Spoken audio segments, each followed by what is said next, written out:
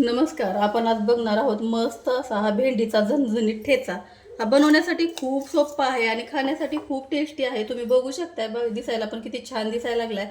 तो भेंडीचा ठेचा असल्यामुळे थोडासा चिकटसर होतो, पण खाण्यासाठी खूप टेस्टी लागतो आणि बनवण्यासाठी तर खूपच सोपा आहे.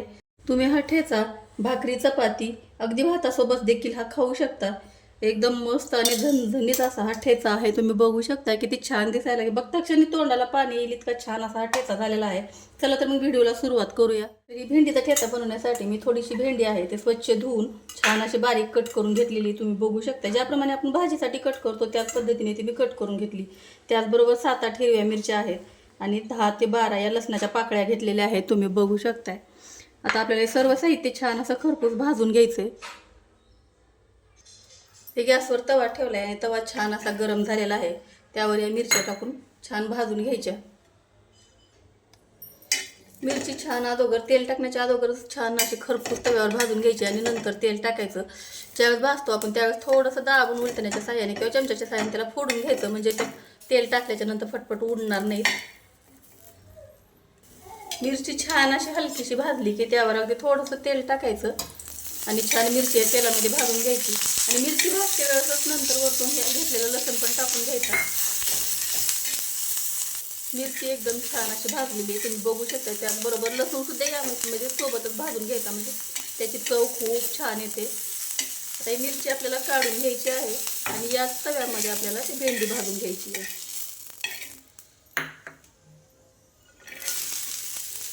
भेंडी पण अगोदर अशी भाजून घ्यायची आणि नंतर तेल टाकायचं. इथे छान अशी ही भेंडी भाजायला लागली तुम्ही बघू शकताय. पण भेंडी भाजते वेळेस गॅस नेहमी मोठा ठेवायचा, कारण बारीक गॅसवर जर भाजली आपण तर भेंडी वातड येते. ते आपण खलबत्त्यातही ठेचू शकत नाही आणि ज्यावेळेस आपण मिक्सरमध्ये बारीक करू तर त्यावेळेस ती एवढीशी बरोबर होत नाही, ते सालं सालं झाल्यासारखी होते. म्हणून एकदम मोठ्या गॅसवरच एकदम पटकन अशी भेंडी भाजून घ्यायची आपल्याला. आपली भेंडी एकदम छान अशी भाजत आलेली आहे. याला पण वरतून आता थोडंसं तेल टाकून घ्यायचं आणि छान ही भेंडी भाजून घ्यायची आहे. तेलामध्ये छान अशी परतून भाजली म्हणजे भेंडी एकदम सॉफ्ट होते आणि चवीला पण खूप छान लागते. इथे आपली भेंडी एकदम छान अशी भाजली तुम्ही बघू शकताय किती छान खरपूसी भेंडी भाजलेली आहे.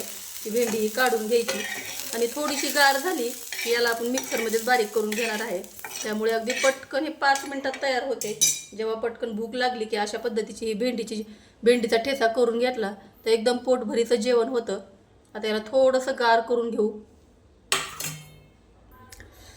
भेंडी ती छान अशी हलकीशी गार झालेली आहे आणि मिरची पण गार झाली. हे सर्व साहित्य मिक्सरमध्ये काढून घ्यायचं, कारण मी मिक्सरमध्ये बनवणार आहे.